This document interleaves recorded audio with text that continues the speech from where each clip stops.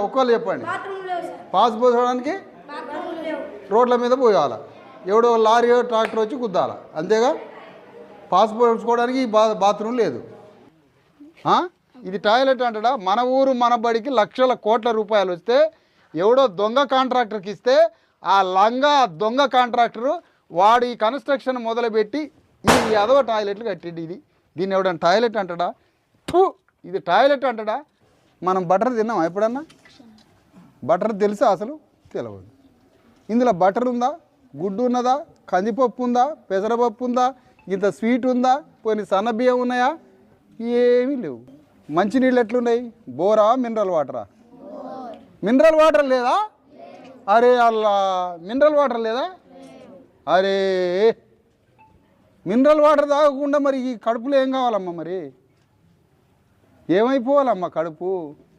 ఇక తింటలే, నువ్వేమో తినకపోతే ఇక